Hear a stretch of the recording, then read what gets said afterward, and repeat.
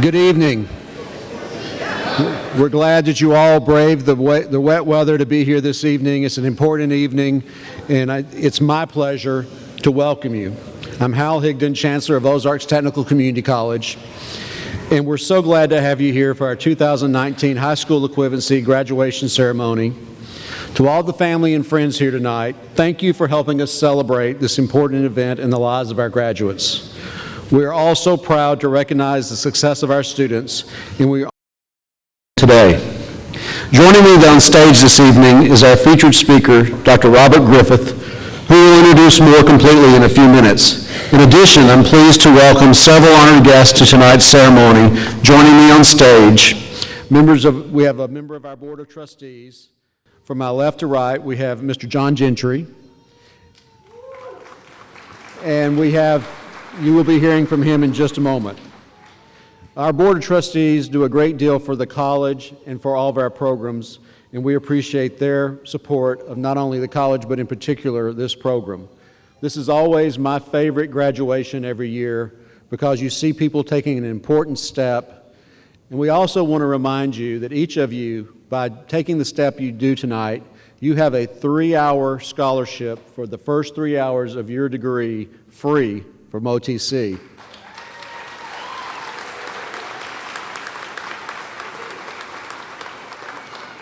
And the one thing I've learned about the Ozarks is nobody lets anything free go to waste. So I challenge everyone with a cap and gown on tonight to come to OTC, take that free class, and you'll never stop. Good luck, and thank you very much.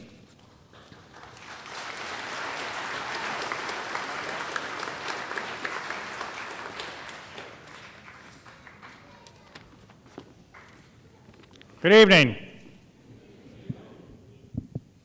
A few years ago, a fellow employee of mine approached me excited. Her name's Becky. She had just received her high school equivalent diploma. At that time, she was in her mid-30s, married, with kids. For her, the HSE meant more career opportunities, more self-worth. She just felt better about herself and her future. Like you, Becky made the commitment, sacrificing time away from her family and friends.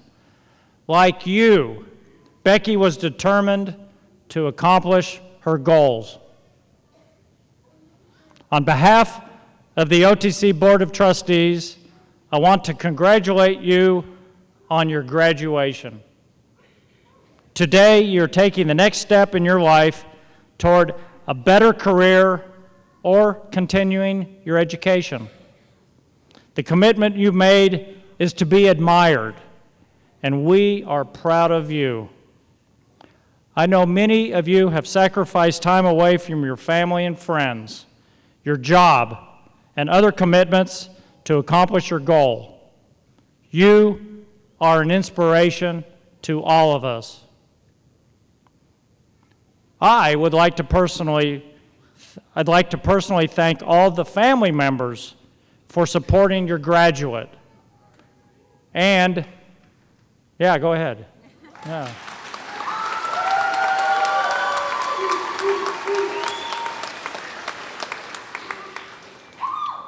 And also to the instructors who guided you along the way.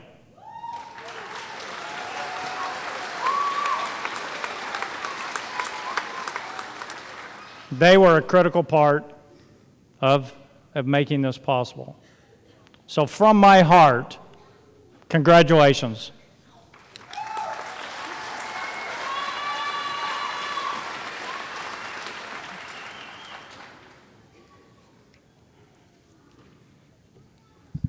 Good evening. I'm Tracy McGrady, Provost and Vice Chancellor for Academic Affairs. I am honored tonight to introduce the 2019 High School Equivalency Graduation speaker, Dr. Robert Griffith. Rob Griffith spent his childhood as a military brat, moving around Western Europe, At the age of 15, he set a Department of Defense schools record for consecutive missed free throws. 17, if anyone's interested, and successfully completed his high school equivalency exam. Since then, he's received multiple degrees, including a master's degree in English from Missouri State University and a doctorate in rhetoric from the University of Arkansas. These days, Rob serves as the Dean of Academic and Student Affairs at OTC's Table Rock campus in Hollister, Missouri. He's also a very proud dad of 5 children and a Great Dane Doodle puppy. In his very limited spare time, he enjoys reading, writing, and practicing free throws. Please help me welcome Dr. Robert Griffith.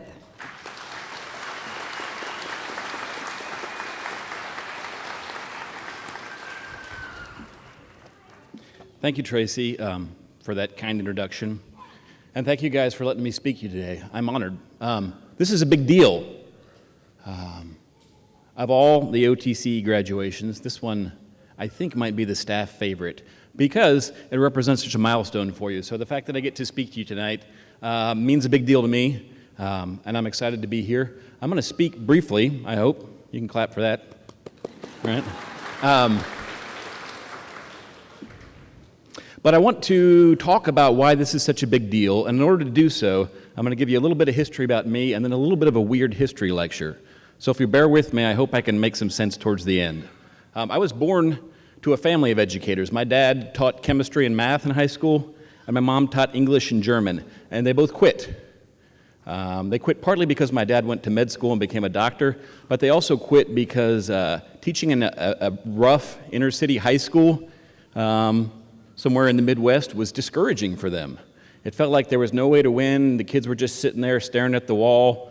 My mom said, I can't speak German, I can't teach German to people who are hungry, so I just made them bratwurst, and we just ate bratwurst and watched movies, you know? It was not a positive experience for them, and they thought, when we have kids, we're going to do something different. We're going to do something better. Then when my dad joined the Air Force, we started moving around overseas, so traditional school wouldn't have really worked for me anyway, just because we moved about every 8 months. But in addition to that, they didn't want to do school anyway. So every week, I read a book, I wrote a book report. I also practiced conversational German with my mom, and I thought that was a stupid waste of time when I was 12. And then we moved to Germany, and I had to admit that she may have been right, that it was useful to speak German, but she just got lucky on that one. We spent a ton of time together as a family. If we wanted to learn history, we went and looked at a castle. We read 0 textbooks. We listened to 0 lectures. And at the end of all that, I did not know some things that regular people know. I still don't know my state capitals. I don't know what the capital of North Dakota is. And frankly, I don't care. I also cannot recite the names of the presidents. When my kids who are elementary school tell me the things they're learning, I just shake my head and pretend like it makes sense because I don't know. Maybe they're right, maybe they're wrong. Despite that, when I was 15, I took a GED, which if you've taken the high set, interestingly, in 2014, the high set came about, and it was based on the older version of the GED, which is important to what I'm trying to tell you for a couple reasons.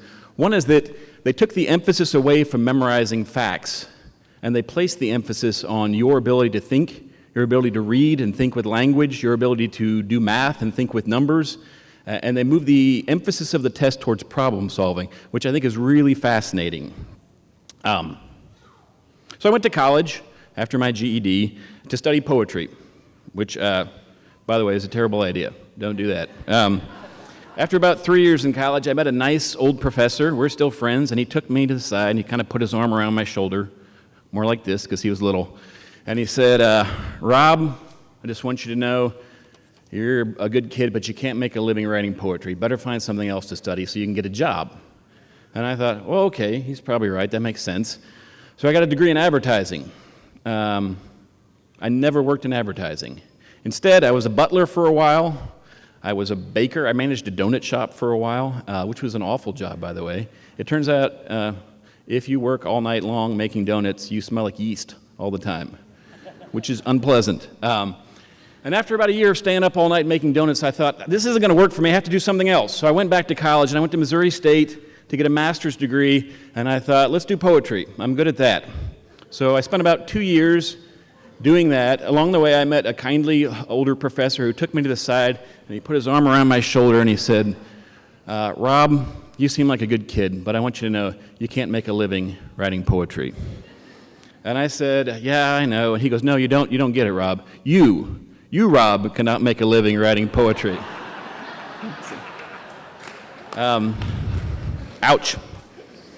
The good news is I started teaching at Missouri State, and I found that teaching was enormously rewarding. And it actually kind of met the same need. I hoped when I wrote poetry, I think because I grew up weirdly overseas, I didn't realize that no one reads poetry anymore. So it was never a good plan. But I hoped when I wrote poetry that it would change people, that they would read something that would mean something to them, and maybe they would live their lives a little differently. And it turns out, if you want people to live your life a little differently, based on what you're saying, being a teacher is a pretty strong move. So I got that same thing from teaching that I was looking for from poetry. Here's a pro tip. Any of you guys ever going to be a teacher, or a Sunday school teacher, or whatever kind of thing where you're trying to learn somebody something? The only question you have to answer is, how do I want these students to change? Here's where they are now. Where are they supposed to be going? And if you can answer that question, that will fill in every little moment in between. If you want them to be better readers, don't talk about reading, just make them read. If you want them to be better writers, don't talk about writing, just make them write. Right? Makes sense? It carries forth all the way. So if change is the goal of education, how has studying for and passing the HiSET changed you? We have an unfortunate habit when we think about this test. We think of it like maybe like a box you have to check off, or check high school equivalency, or like a hoop you have to jump through. Man, if you want to get paid, you got to get a high school equivalency sort of thing, right? It's the wrong way to think of it. We do that because we imagine the brain is like a little computer, and the HiSET's a little piece of paper, and it proves you've downloaded some of the right stuff to your hard drive. I want to tell you tonight that the brain is not like a little computer, and you didn't just download some stuff. People who study the brain tell us that it changes all the time. It grows. Your brain literally branches out. Strange little neural pathways are growing and changing all the time. You can't stop it from growing. It will grow regardless of what you do. What you can do is control how it grows and shape and change it. So think of it more like a muscle and less like a computer. You have the ability to decide what your brain will be good at and make it good at that. So if you've ever said, hey, I'm just not that smart, or I talk to students all the time who go, sorry, Dean, just not really, math is not my thing, I'm not good at math. And when they say, sorry, Dean, math is not my thing, I say, good, get good at math. Start doing more math, math it up. Math is going to be your thing from here on out. Because it's possible for you to become different than you are now. Just like a muscle, your brain can grow and change. And the HiSET is uniquely designed on purpose. They built it so it would cause you to change in some specific ways. And for those specific reasons, which I'm about to talk about, I think there's some ways in which a HiSET might be a little better than a high school diploma. So to talk about that, I've got to give you a little bit of weird history. Are you guys prepared for a little bit of weird history? Less personal, more like global civilizational history this time. You probably heard of the Stone Age, yes? Nod your heads, yes, you've heard of the Stone Age, and the Bronze Age. You may have even heard that we are currently living in the Information Age. If that's a little confusing, let me explain. The Stone Age was called the Stone Age because the dominant technology of the day was stones. Yes, good, right? So whoever had the best stone tools and weapons was likely to be more prosperous and more powerful. If you control the stones, you control the destiny of your people, right? After the Stone Age came the Bronze Age. Now the Bronze Age, stick with me, this part's tricky. The Bronze Age was called the Bronze Age because the dominant technology of the Bronze Age was bronze, correct. I don't know why I just listened to the microphone. It doesn't work that way. So if we skip like 3,500 years forward from the Bronze Age, we arrive at the Information Age, which is called the Information Age because the dominant technology of the Information Age is... You guys seem confused about that one. But the correct answer is information. Yeah. So in the Bronze Age, bronze was valuable because you make bronze by smelting, maybe? I don't know if smelting is a word. But you put copper and tin together, right? That makes bronze. And copper and tin have to be mined. You have to dig them out of the ground. And someone has to know how to put them together to make bronze. And then someone else has to know how to make bronze into weapons and tools. Since there wasn't very much supply of bronze, bronze was super valuable, right? That's how economics work. You guys know that. If we don't have enough of something for everyone, then the product becomes valuable. That's called supply and demand. The same thing was true in the Stone Age. We didn't have enough stones to go, no, that actually, it doesn't work like that. There were plenty of stones. There have always been plenty of rocks in the world. If you live where I live in Taney County, anybody know what's directly west of Taney County? Stone County. They called it Stone County because of the stones. There's a lot of this makes more sense than you initially realize. So why were stones valuable in the Stone Age? The answer is, not everybody had stones, but not everybody knows how to use stones for special purposes. Everybody has a rock, not everybody knows how to make an arrowhead out of a rock.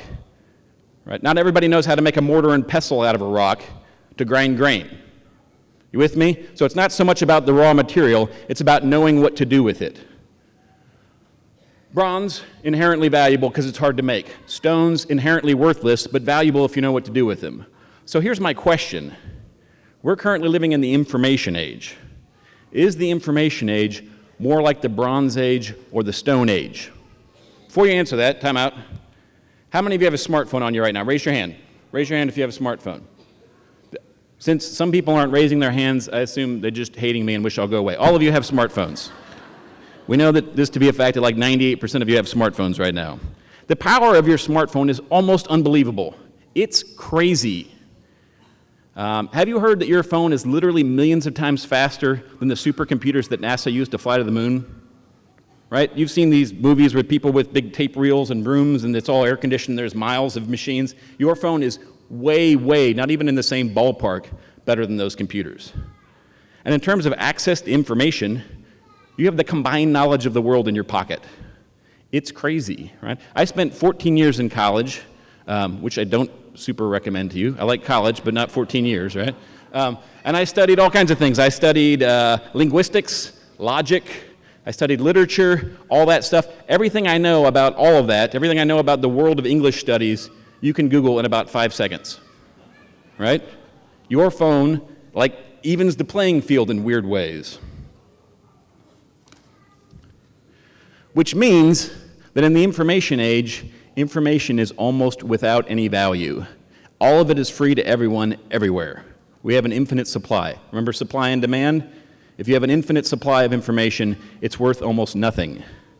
But just like in the Stone Age, when power came from knowing what to do with stones, in the information age, power comes from knowing what to do with information.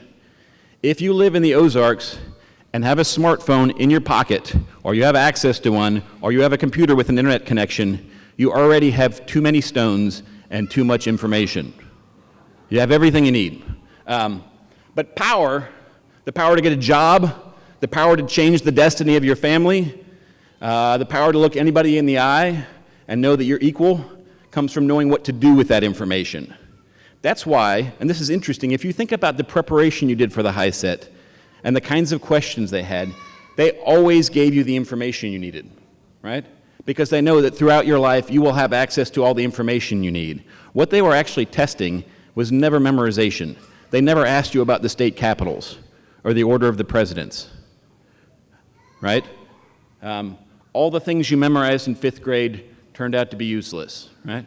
What they actually tested you on was your ability to use language and numbers to solve problems, which means your power. In the information age, how much power do you have? Let me give you a math example. We have lots of math classes at the campus I supervise, and so lots of students get frustrated with algebra and they come and talk to us, and when I talk to them I experience the same thing over and over again. They don't actually know what math means at all. They don't speak numbers. Instead, they look at a problem, if it looks like some fractions over here and some fractions over here, that looks vaguely familiar, and you think, oh, I know what I'm supposed to do. I'm supposed to flip this part, and then I multiply it, and then I divide it by something, right? And you don't know what it means. You don't know any math. You just have memorized weird processes, right? Let's compare that to a math question from a practice high set I took earlier this week. I've got a real math question. If you're a family member here and you haven't looked at what the high set looks like, you're about to get a sneak peek. This is a scary question, yeah? Word for word, a question from a practice high set. A fence encloses a rectangular field measuring 300 feet by 100 feet. A cow is tied to a fence post in one corner of the field.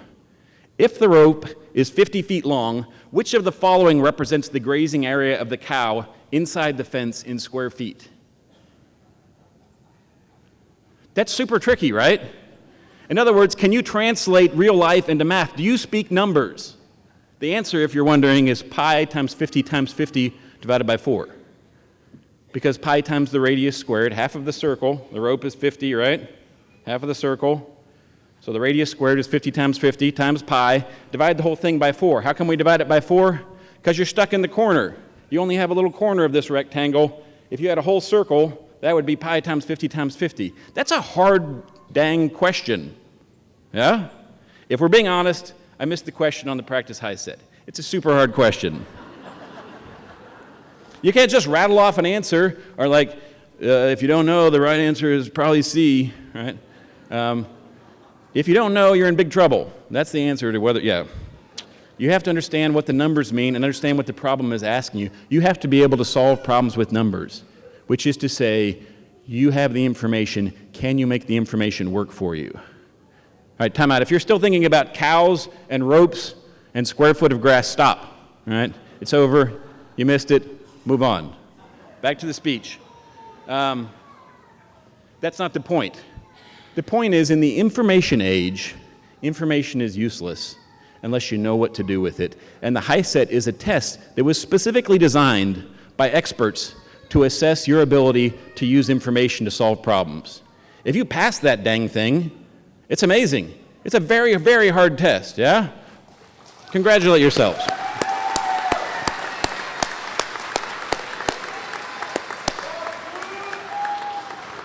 So we got, amen. We got hundreds of graduates here tonight. We've got hundreds more that couldn't make it tonight. I'm sure there would be more if it wasn't for tornadoes and whatnot.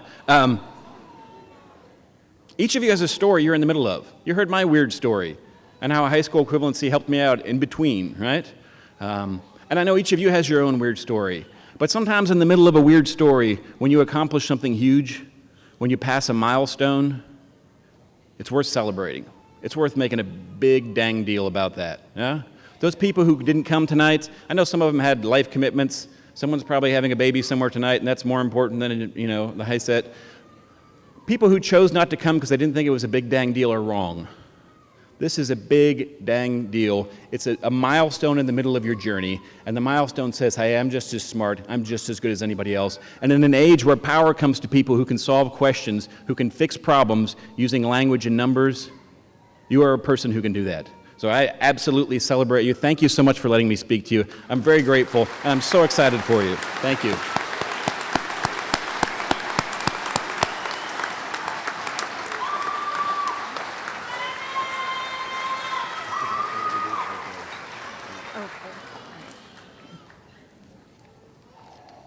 Thank you, Dr. Griffith.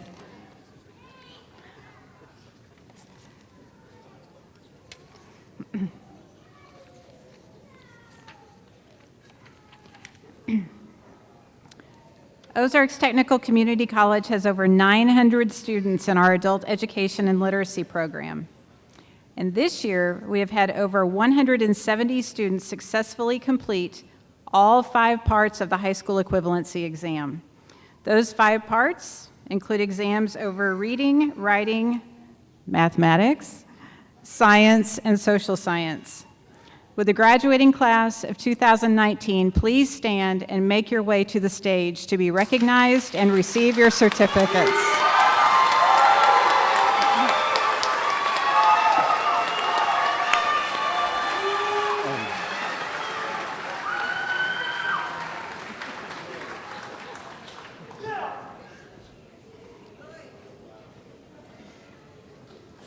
And while the graduates are coming to the stage, I wanted to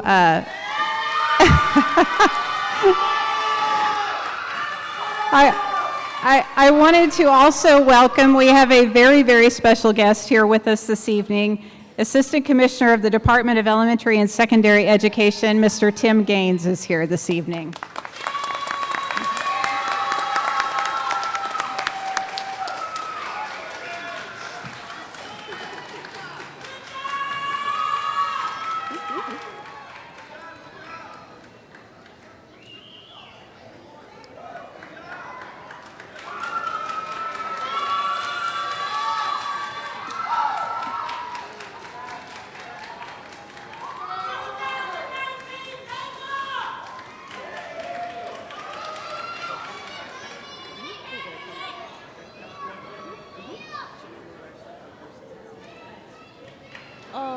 Somebody will watch him. Somebody will watch him. Yeah.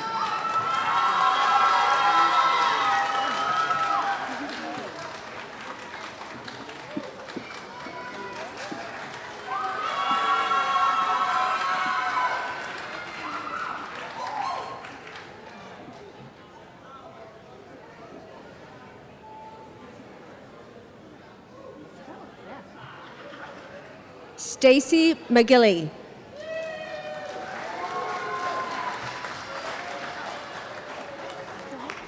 Katie Skurlock.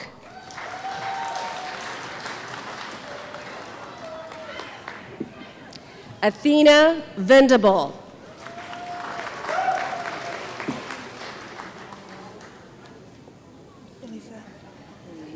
Elisa Foster.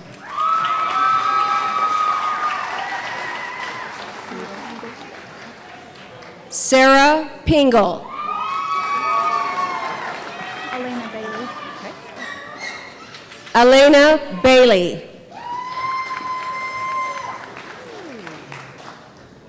Carol Owens.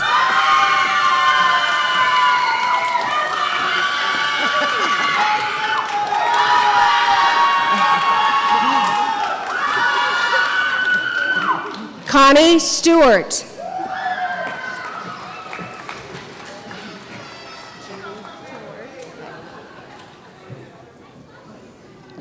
Julie Floor.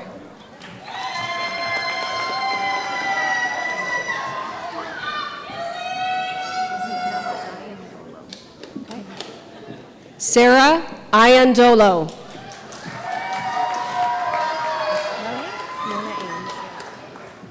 Nona Ames.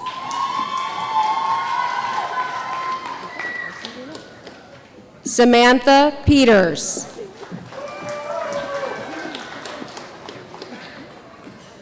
Stephanie Ryan.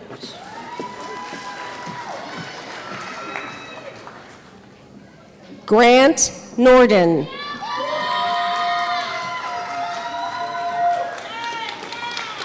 Julian Garner.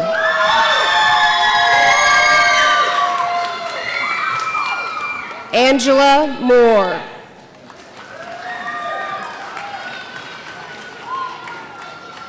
Jennifer Raymond. I'm not dancing. Say what? She told me I'm supposed to dance when I come out there. Okay. Clifton Hardy.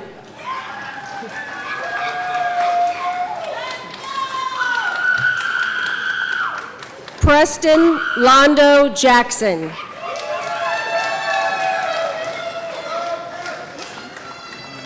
Joshua Woods.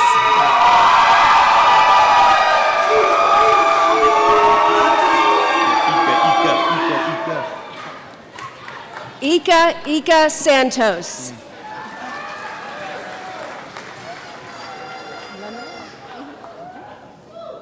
Hyacinth LeMay.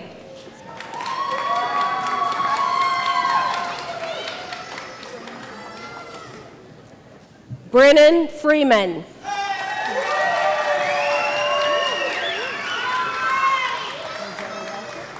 Okay, here we go. Rosetta Walthrop.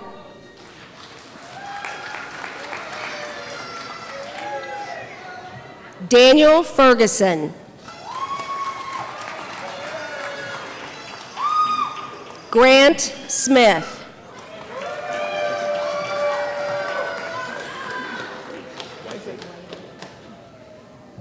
Nathan Whiteley.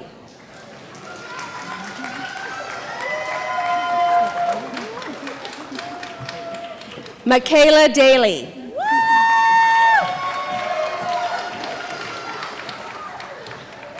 Jamie Cantrell.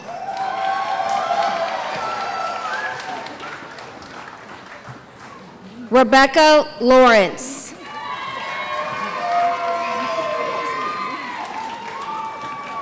Madison Maples. Jeffrey Grimes.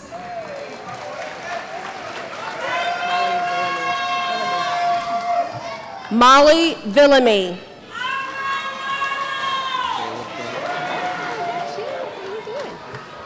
Caleb Brunk.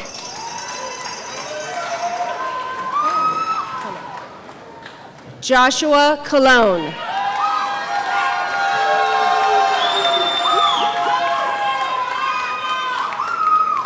Dylan Ross.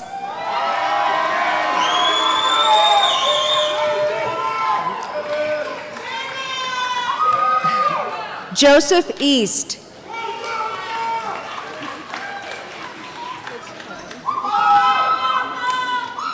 Time Decker. Yeah. Mark Cook.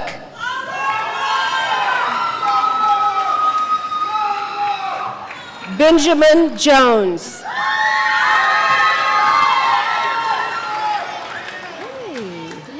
Tiffany Hasty. Thank you. Tammy Thompson.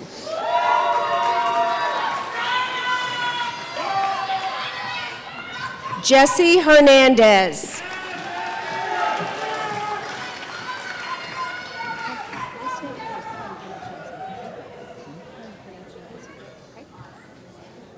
Tristan Winkler.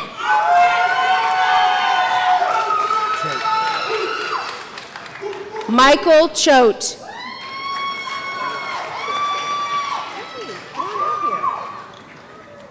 Isaiah Smith.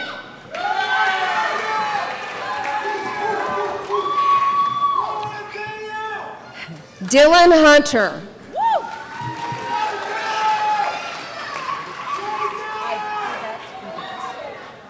Yvette Hines.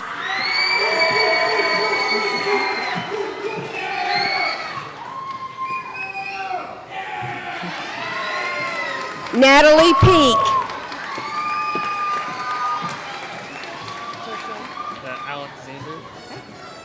Alexander Peak. It's not Brayden, it's just Duncan. Christina Duncan. Christina Duncan.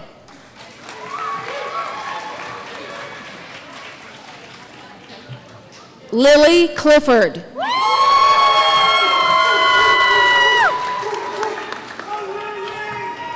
Grace McGregor.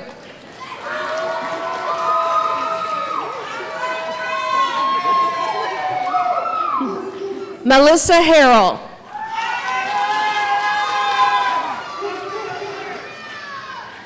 Riley Shatswell. Mamie Wright. Mamie Wright.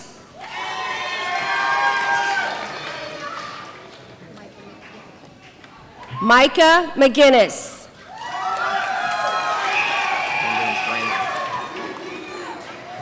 Brendan Bramer.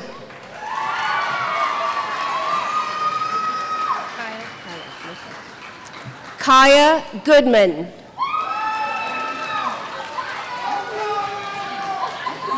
I got that. Ruth Ann Goodman.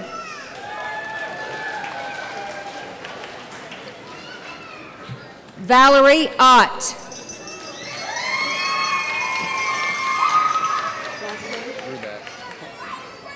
George Rubat.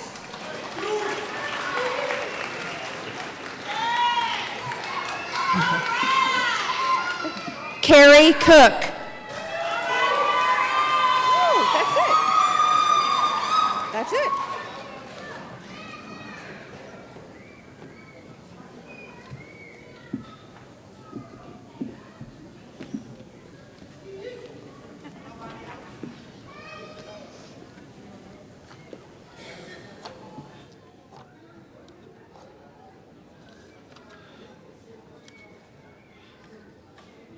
Congratulations, graduates.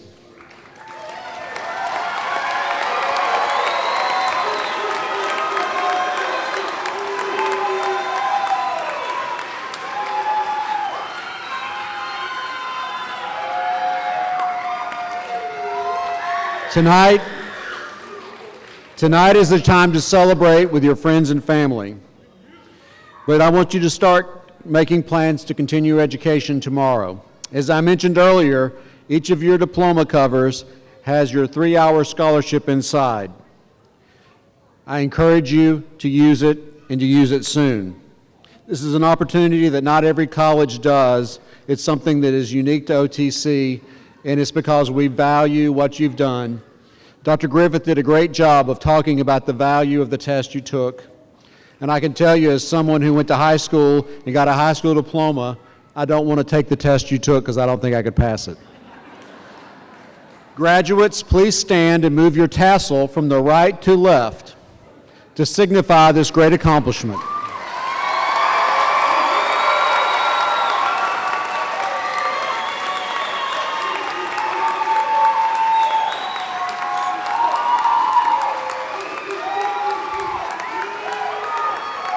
Now, graduates, you've all had friends and family who've supported you as you've worked on this degree. Graduates, let's give your family and friends a hand.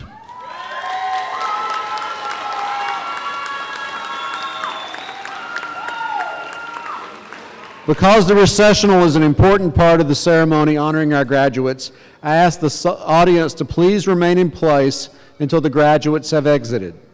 Thank you for coming, and now please stand to honor our graduates.